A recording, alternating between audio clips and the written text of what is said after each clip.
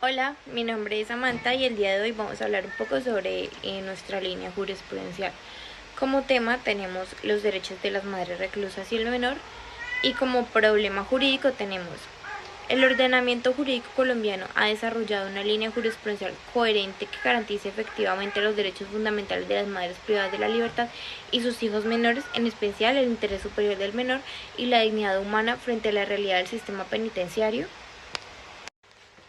Bien, para iniciar con la explicación de esta línea jurisprudencial debemos pensar en dos sentidos: el sentido amplio y el sentido limitado. Como sentido amplio tenemos que algunas sentencias, a pesar de que ya se ha reconocido ciertos derechos y cierta supremacía en cuanto a los derechos del menor, que es un sujeto especial de protección incluso por encima de la madre, algunas sentencias se muestran algo restrictivas, ya que buscan, no sé, tal vez reconocer más la posición del Estado y la posición constitucional en cuanto pues a la restricción o la permisividad que se da en cuanto a estas madres con sus hijos y los beneficios que conlleva esto. Entonces decimos que este sentido muestra una delimitación estricta, ya que se dice que cuando se hace la separación de la madre y el menor, ya sea de manera arbitraria o simplemente de manera adecuada o legal, se está vulnerando pues tanto los derechos como de la madre y más como del menor. También esto se realiza muchas veces, o ellos lo justifican muchas veces, teniendo en cuenta las estructuras del lugar penitenciario, o bueno, tal vez fallos en el debido proceso. Y en cuanto al sentido amplio, tenemos que la Corte ha reconocido y ha garantizado esta vulnerabilidad en la que se encuentra este vínculo entre madre y menor, bueno, debido a su situación legal. Entonces garantiza y reconoce que hay derechos a los cuales se les debe asumir y se les debe respetar. Entre ellos, bueno, es tanto este tema de la permanencia del menor con su madre durante los primeros 3 años, e incluso la posibilidad de que ella pueda pagar su condena de manera domiciliaria. Este sentido lo podemos llamar como amplio, ya que prioriza el bienestar de ambos, tanto de la madre como del menor, incluso por encima de la estructura penitenciaria colombiana. Ahora, como en la ubicación de las sentencias tenemos entonces en esta línea jurisprudencial, hallamos la sentencia hito, o bueno, la sentencia más importante que consideramos en este caso es la sentencia C-157 del 2002, quien en este caso entonces garantiza, reconoce muchas de estas derechos y funciones que se le deben reconocer tanto a la madre como al menor, y también reconoce claramente que están en un estado de vulnerabilidad y se les debe pensar claramente, incluso por encima de la sanción legal que tenga, o perdón, la pena legal que tenga la madre. Bueno, esta sentencia se encuentra generalmente en la parte de arriba y muy en el medio, pero es la sentencia que generalmente reconoce muy por encima superficialmente.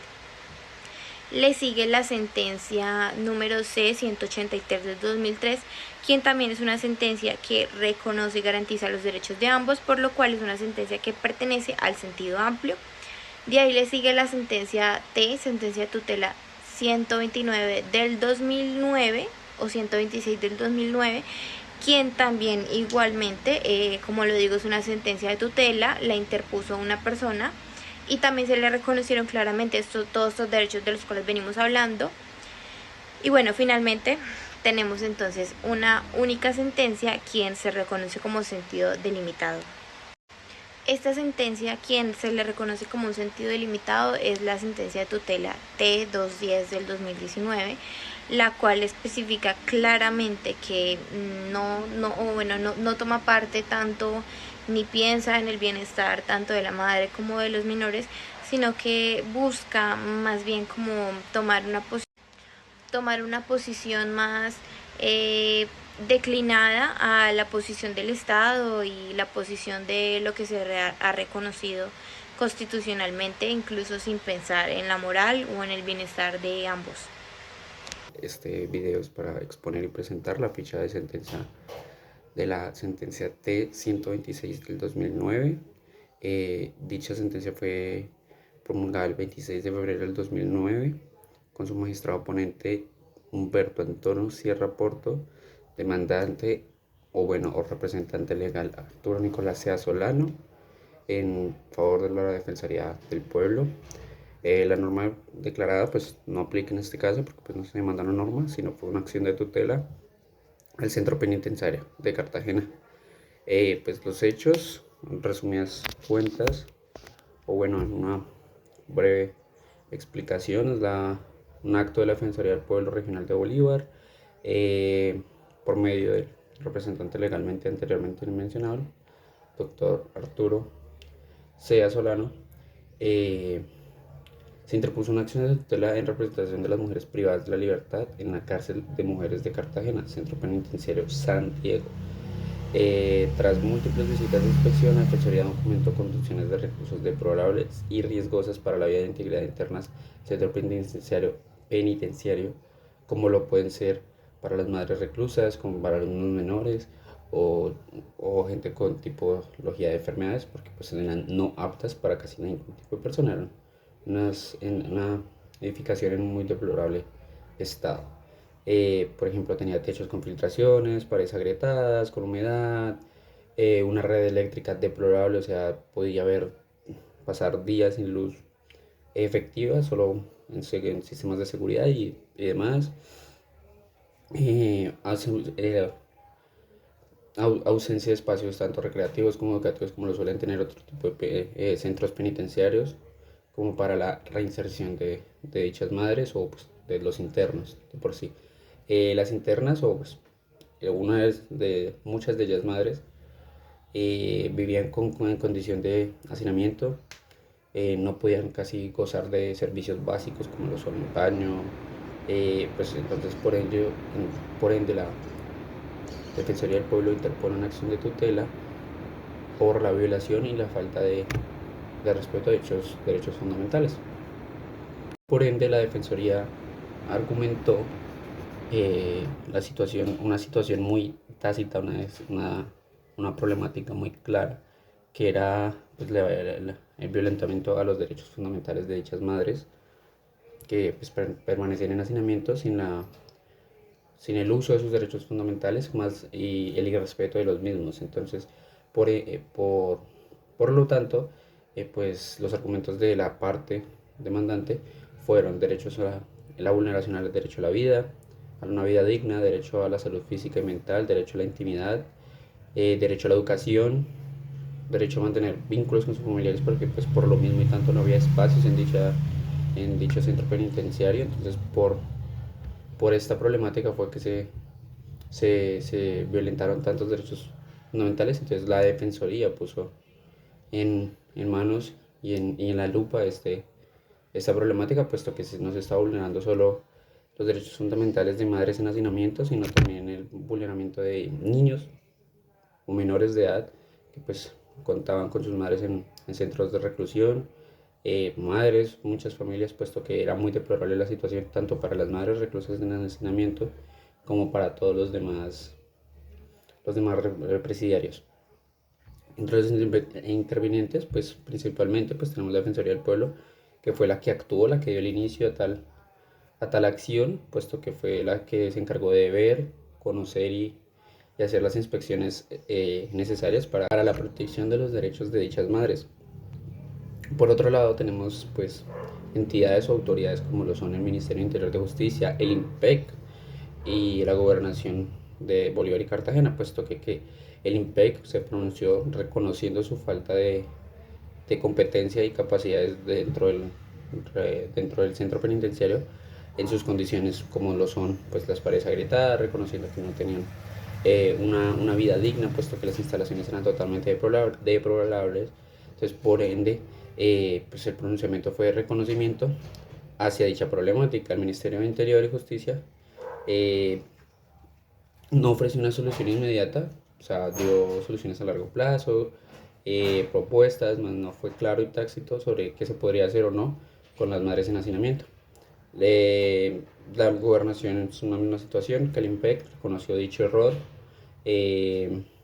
pero pues, argumentaron que no eran directamente ellos los encargados por falta, o sea, se declararon en falta de competencia para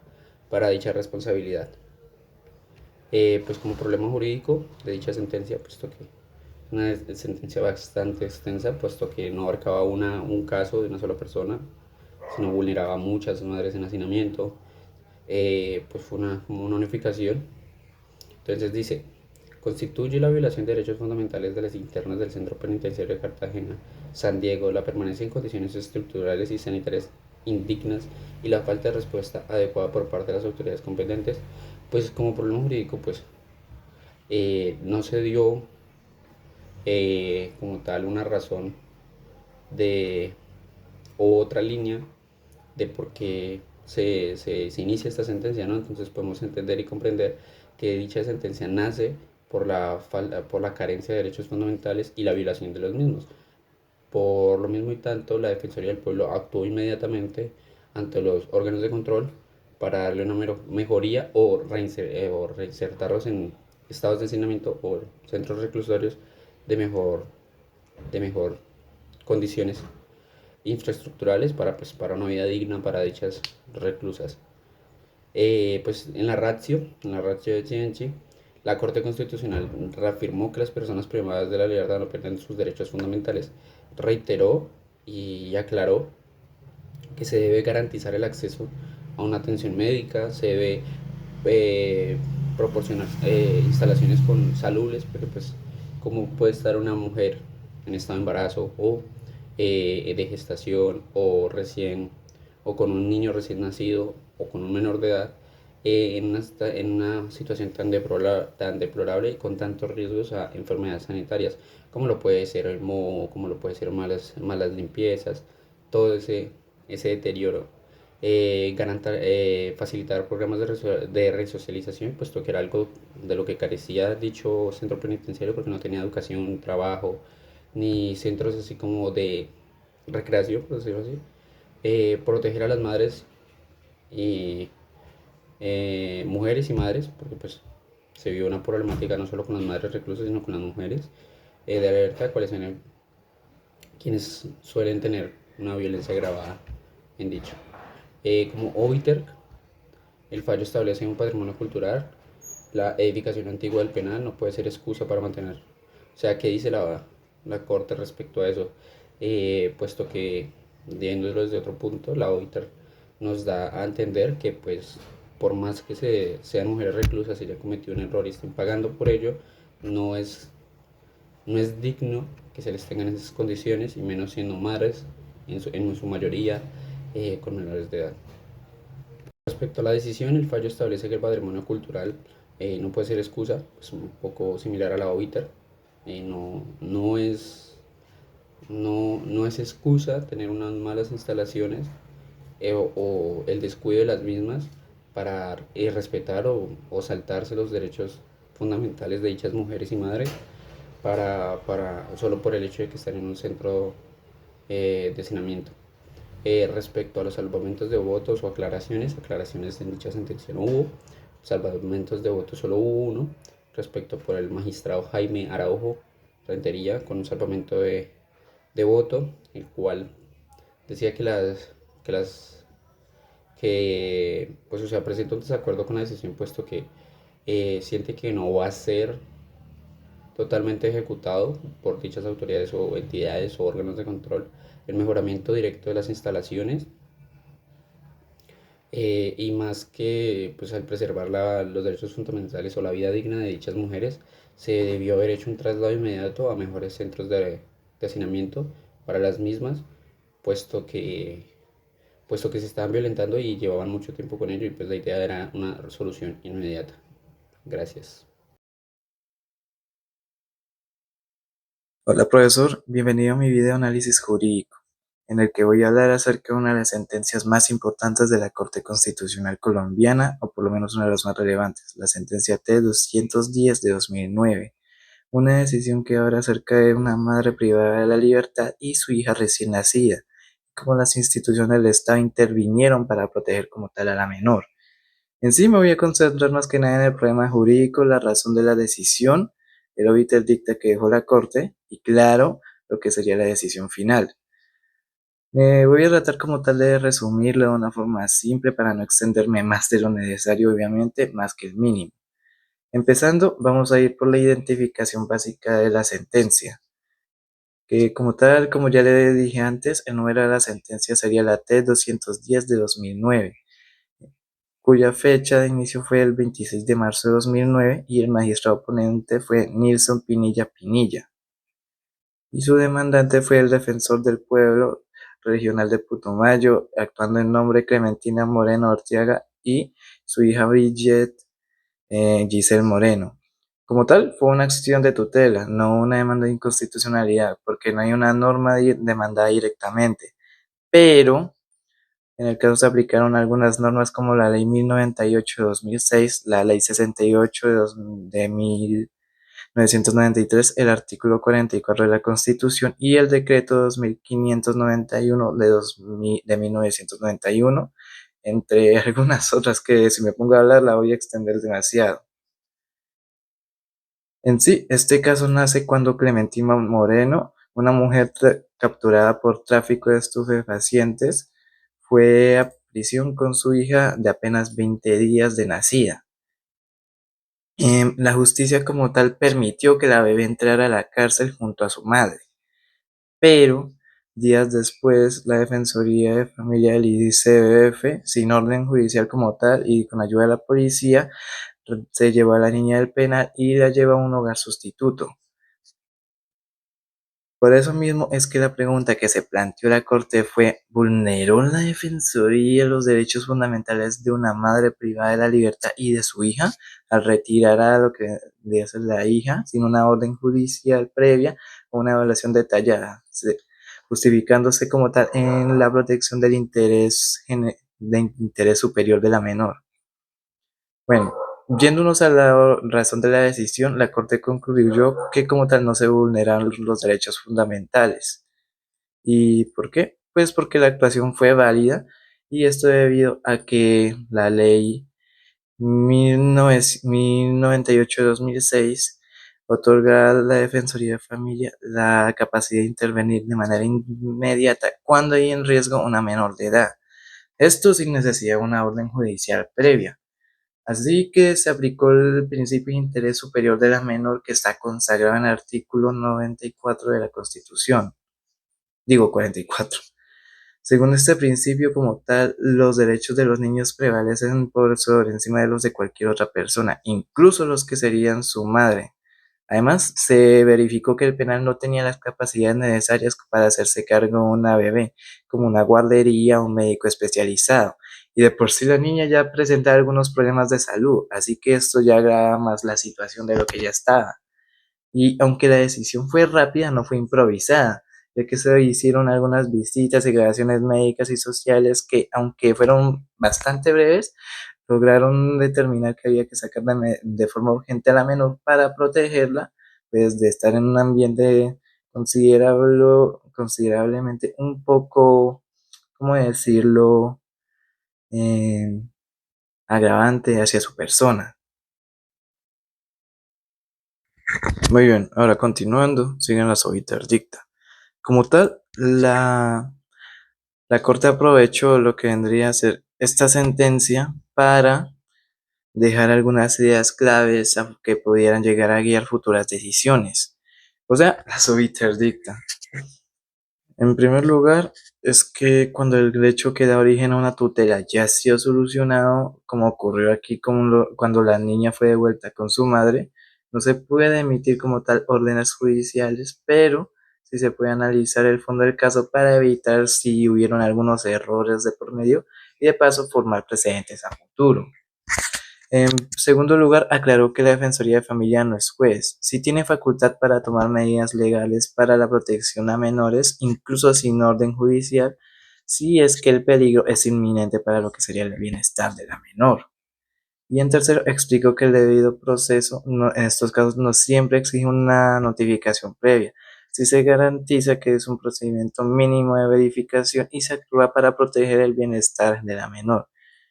Y cuarto, es que garantizó que el interés superior del niño tiene que deje la actuación de administración o judicial, incluso si esto va en contra del deseo legítimo de una madre, ya que lo que importa sobre todo vendría a ser el bienestar de la menor, porque dejarla, por decirlo de una forma, a su suerte en una penitenciaría que no tiene las capacidades necesarias para atender sus necesidades médicas de por sí, ya nos va dando como una idea media de que no era como tal un buen lugar para el desarrollo de una menor. Y ahora, siguiendo, está la decisión final, ya que la Corte como tal llegó a negar el amparo solicitado, pero sí modificó el fallo segunda instancia, ya que en lugar de declarar la tutela improcedente, como hicieron los jueces anteriores, la Corte declaró que sí era procedente revisar a fondo el caso, aunque no se comprobó como tal alguna vulneración de derechos. Además, como el hecho ya estaba superado, la niña había sido entregada nuevamente a su madre en prisión domiciliaria. O sea, la corte compartió una orden judicial y, y dijo por sentado un precedente valioso para las situaciones similares que pudieran llegar a suceder a futuro en lo que vendrían a ser casos similares o con relación alguna. Y bueno, para concluir acerca de este caso, como tal, en resumen, la sentencia, las 210 de 2009 nos enseñó que cuando se trata de proteger a los menores de edad, la ley permite actuar de manera objetiva y sin orden judicial, sin riesgo real. Como también es que nos recordaba que el interés general del niño prima sobre encima de cualquier derecho, incluso el deseo de la madre por verla o que esté cerca de ella, ya que hay que priorizar siempre el bienestar general de la menor, incluso si esto significa como tal dejar a un lado el deseo de su madre, porque ante todo la importancia es procurar que el menor esté en un buen ambiente sano y con las capacidades necesarias para ser atendido en cualquier tipo de situación, cosa que la penitenciaría como tal no tenía en su momento. Bueno, no tiene aún. Y pues bueno, este sería el análisis de la sentencia de 210 de 2009. Muy bien, ahora sigue otra yo. Voy a hablar acerca de otra sentencia muy importante, por lo menos relevante para la Corte Constitucional Colombiana. Sí, estoy hablando de la sentencia C-157 de 2002. En sí, esta decisión como tal gira en torno alrededor de un tema sensible, que sería que si es constitucional que los niños menores de 3 años vivan en prisiones junto a sus madres privadas de la libertad. Así que, utilizando la sentencia como tal, voy a tratar de entender el problema, la razón de la decisión, la obiter dicta y finalmente la conclusión de la Corte, como hice anteriormente con la otra sentencia. Iniciando como tal con el problema jurídico. Así que, bueno, como tal, todo comenzó cuando un ciudadano que vendría a ser Luis Guillermo Rodríguez presentó una demanda contra el artículo 153 del Código Penitenciario y Carcelario, la Ley 65 de 1993. Como tal, este artículo permitía que los menores pudieran vivir con mujeres internas, o sea, con ellas en las cárceles. Como en sí el demandante demandaba que esto incumplía con los derechos fundamentales de los niños, o por lo menos, bueno, los vulneraba, ya que como tal el ambiente carcelario no es adecuado para garantizar el desarrollo, ni la dignidad, ni tampoco el bienestar emocional o físico de un menor. Entonces, como tal, el problema jurídico que la Corte Constitucional debía resolver es que si es constitucional que un niño menor de 3 años viva en prisión con su madre, considerando los posibles efectos negativos o fundamentales que podría tener sobre sí mismo. Y esto ya lo vinieron a aclarar como tal en lo que vendría a ser la razón de la decisión. En sí, la Corte como tal declaró constitucional el artículo, pero bajo algunas condiciones estrictas, ya que pues claro, estamos hablando de un menor, no lo vamos a dejar a su suerte como tal en una penitenciaria sin antes haber establecido algunas reglas necesarias para asegurar su bienestar en este ambiente que no se podría considerar del todo hostil, pero tampoco del todo digno. Bueno, empezando, estábamos basándose en el principio de interés superior del menor, ya que la Corte explicó que sí es posible que el menor viva con su madre en prisión, pero solo si esa convivencia vendría a ser positiva para su desarrollo físico, emocional y psicológico. Bueno, esto nos estamos basando en varios puntos clave que, como tal, el primero sería que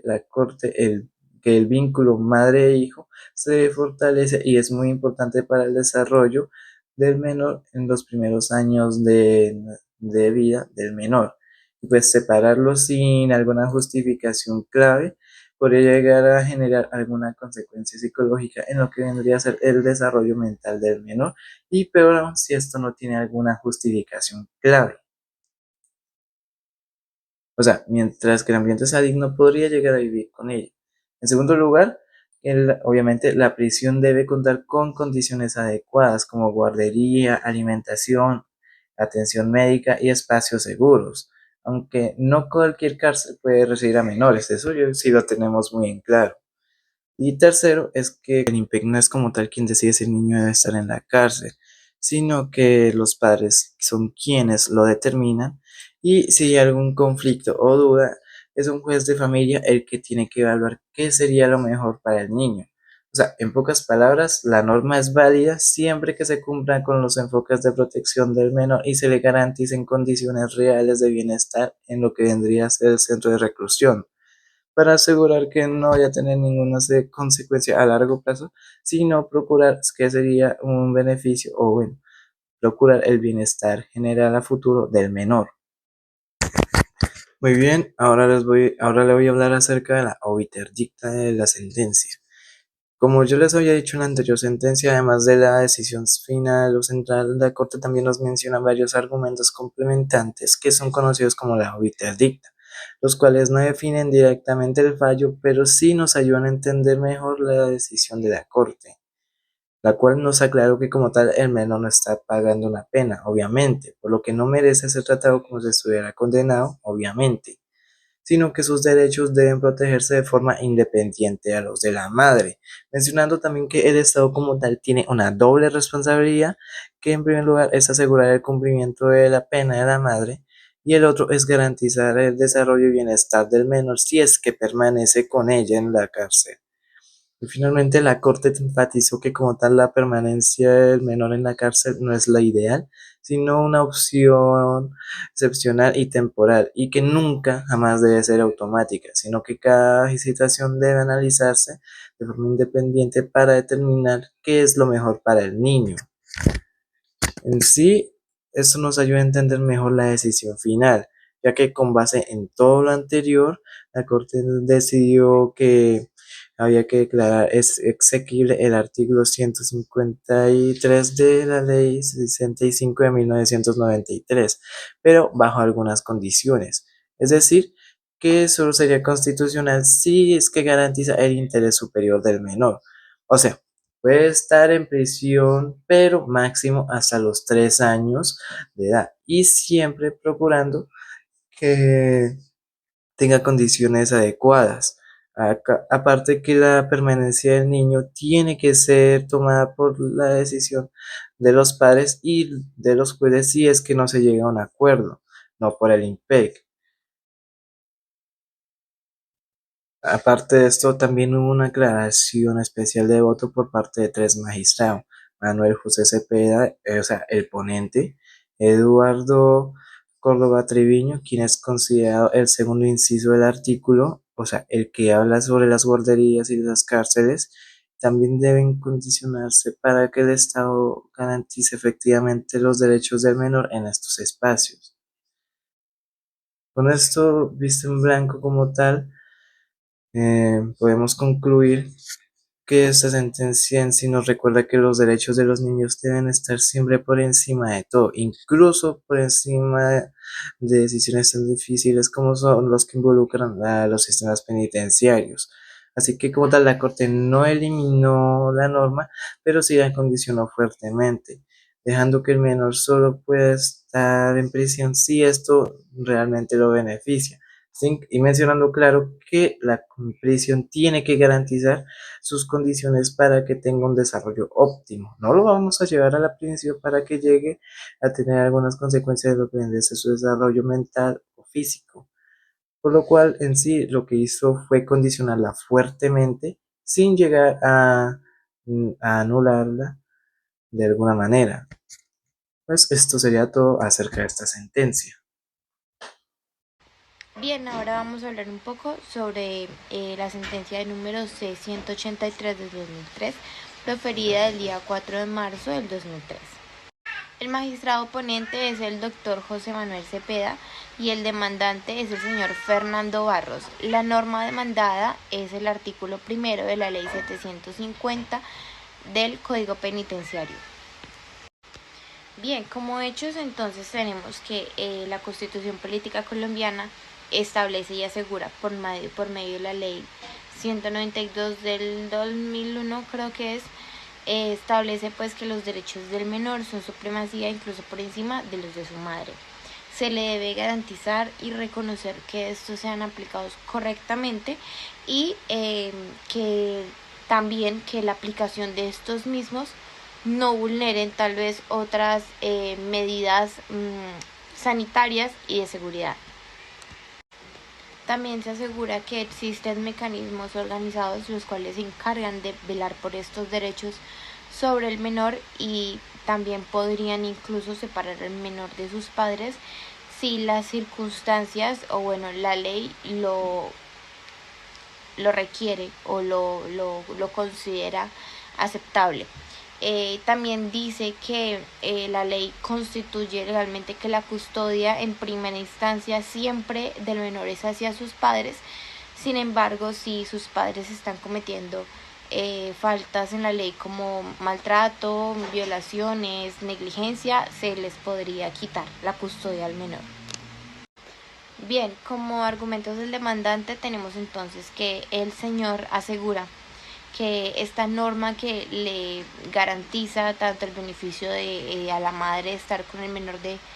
edad hasta los 3 años, incluso de cumplir su condena de manera domiciliaria, únicamente tipifica la palabra y género mujeres, el cual el magistrado pues propone y alega que esto está vulnerando el derecho a la igualdad, incluso está discriminando un poco al otro género, que en este caso serían los hombres, quienes también son padres de familia. El magistrado también alega que esto podría estar violentando incluso los artículos de la Constitución Política en los cuales se enfatiza la igualdad y el mismo trato para todas las personas. Él enfatiza que esta norma debería cambiar tal vez ese nombre o ese sujeto de madre o mujer a persona. Finalmente, el magistrado alega que este tipo de discriminaciones, como él las llama, pueden estar incluso violentando el derecho del padre, ya que él también se le reconoce como una custodia completa hasta que no se haya demostrado que no es apto para tener el menor, y que por este caso entonces se debe delimitar, o más bien no delimitar, sino quitar este límite que dice madre a persona. Bien, como intervinientes tenemos entonces en el Ministerio Público exactamente el Procurador General de la Nación, quien afirma que estos beneficios que se le dan a las mujeres no deberían significar una vulneración hacia el otro género. Además, también dice que este tipo de situaciones se hacen para mitigar el daño que ya se le ha presentado durante varios años históricos en discriminación a la mujer, y se realiza como un balance a la deuda histórica. Y como ya lo dije, esto no debería representar ningún daño o vulneración hacia el otro género. Bien, como otros intervinientes tenemos entonces que el demandante alega que este beneficio que se le da a las mujeres en cuanto a tal vez la posibilidad de pagar su condena de manera domiciliaria y no se le concede a los hombres puede estar violentando el derecho de igualdad, que generalmente la Constitución Política la reconoce. También la Constitución Política alega, o bueno, sus representantes de la misma alegan que esto claramente no representa ninguna violación al derecho de igualdad o al principio de igualdad, y que generalmente esto se hace para tener una igualdad real y efectiva, que es casualmente lo mucho por lo cual se sufrieron las mujeres durante muchos años. Entonces la Corte es muy específica, la Corte y la Constitución son muy específicas en que no lo hacen para generar una desigualdad de género, sino que lo hacen para crear una igualdad real y efectiva teniendo en cuenta todo el daño que se le ha hecho a las mujeres históricamente. Bien, entonces como problema jurídico tenemos que viola la ley que permite la prisión domiciliaria a las mujeres cabeza de familia, incluso en casos de delitos con penas superiores a 5 años, el principio constitucional de igualdad al no extender esta misma posibilidad a los hombres en circunstancias similares. Bien, como razón de la decisión tenemos entonces que la Corte le otorga le permite estos beneficios a la mujer, ya que busca alivianar estas cargas en cuanto a su situación legal y su labor como madre. La Corte reconoce que su papel, el papel maternal no es igual que el papel paternal, así que ellos aseguran que pues estas mujeres que de por sí ya están cumpliendo una condena, pasando un mal momento y aún así son madres de menores muy pequeños, deben obtener, un beneficio por lo menos de incluso poder cumplir su tarea en estos primeros 3 años de manera domiciliaria. Además de esto también se hace, la principal razón de decisión es respetar y recordar la supremacía que tienen los derechos de los niños, incluso por encima de los intereses del Estado. ¿Esto qué significa? Que muchas veces estos menores no se encuentran seguros, ya sea por la estructura penitenciaria, por el ritmo de vida que se lleva, por la alimentación o simplemente por las personas que le rodean. Así que esta medida, tal vez de que la madre pueda pagar su pena de manera domiciliaria, le está garantizando un ambiente seguro, un ambiente amable, de amor, incluso un ambiente de bienestar para el menor, sin que se le vulnere pues alguno de sus derechos. Recordemos claramente que los derechos del menor son supremacía incluso por encima de sus padres o del Estado. Bueno, como OITER dicta, tenemos también entonces que la Corte señala que el legislador tiene la potestad de poder darle beneficios a ciertos grupos que históricamente han sido discriminados sin que esto represente claramente una desigualdad de género. Entonces, lo que manifestaba el magistrado claramente se cae con este argumento que da la Corte, ya que dice que el legislador tiene la potestad para hacerlo y esto no debería representar un riesgo o una discriminación para las demás personas que no estén incluidas. Recordemos que también esto se hace buscando una medida real y efectiva de igualdad, teniendo en cuenta entonces todo lo que a lo largo de la historia a las mujeres se les ha vulnerado y se les ha negado. También es de resaltar que este tema del principio de igualdad también tiene mucho que ver con la reparación hasta ciertos grupos vulnerables. Recordemos que, aunque ser una persona privada de la libertad la hace parte de un grupo vulnerable, se puede decir que es un castigo más, es algo que esa persona se buscó. Sin embargo, en caso de las madres, ellas nacieron mujeres y hacen parte de un grupo vulnerable históricamente, el cual claramente entra y no violenta este principio de igualdad. Es lo que argumenta la Corte y el legislador. Bueno, como decisión, la Corte decide pues negarle las pretensiones al magistrado y también dice que, como ya lo hemos repetido, estas mujeres simplemente se les está alivianando una carga, ya que son mujeres madres cabezas de familia y pues hacen parte de estos grupos vulnerables. Se dice que siempre y cuando no vulnere el tema de la proporcionalidad, la racionalidad y creo que la legitimidad, pueden hacer parte incluso de estos beneficios. En la decisión también se habla pues como en la importancia para que no se recrimine la labor del legislador en cuanto a favorecer a ciertos grupos, ya que se llama que son grupos vulnerables y ellos pues de alguna u otra forma se les debe mitigar el daño que se les ha hecho históricamente. Bueno, en cuanto a las aclaraciones y los salvamentos de voto, algunos magistrados aclararon que este tipo de beneficios de regulación de esta deuda histórica se debe manejar con mucho cuidado porque si no lo hace, si no se hace así, esto podría convertirse claramente en una discriminación directa hacia ciertas personas. Muchas gracias. Espero que nos haya quedado más claro el tema de la línea jurisprudencial.